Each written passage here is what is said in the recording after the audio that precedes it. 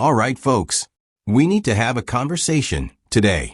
Does this all-star voting show that WNBA players dislike Caitlin Clark? Now, I'm not saying they hate her personally. No one's out to personally attack her like that. But I do think there's a genuine aversion to what she symbolizes. So let's dive into it.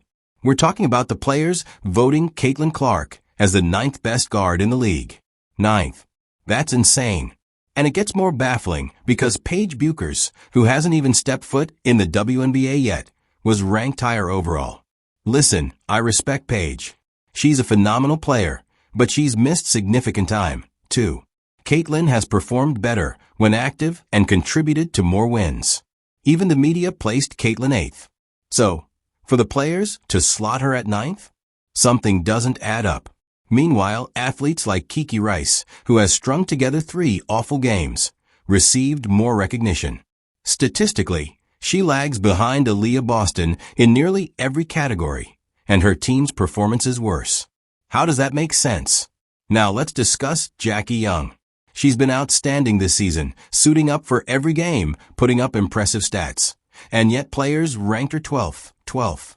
That's possibly the harshest snub of all. She's been on par with Aya Wilson this year, maybe even outshining her at times.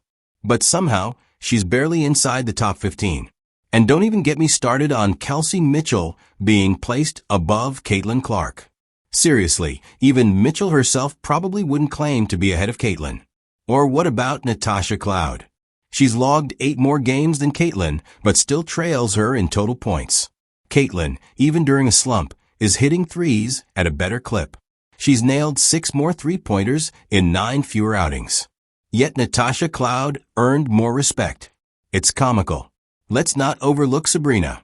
A few seasons ago, the players voted her the 19th best guard, despite her ranking 2nd in fan votes and 3rd in media votes. Now they all act like they've always supported her, but we remember how things used to be. Sound familiar? The same dynamic is now playing out with Caitlin. Then there's Chelsea Gray. The league treats her like basketball royalty. She's undeniably skilled, but she hasn't even played most of the season. Yet, she consistently gets a pass every year. This isn't merely about stats or games missed. It's about politics. It's about headlines. It's about which players came up through the established pipelines. Paige went to UConn. She's part of the inner circle. Caitlin? Angel Reese from LSU? They're outsiders. Even Aaliyah Boston isn't getting the South Carolina backing she once had, probably because of her friendship with Caitlin and Sabrina. They only started warming up to her again when she became a convenient rival for Caitlin. So, am I saying WNBA players hate Caitlin Clark? No. But do they truly acknowledge her impact on the league? Absolutely not enough. Because here's the reality. These players are essentially saying Caitlin Clark doesn't crack the top 25.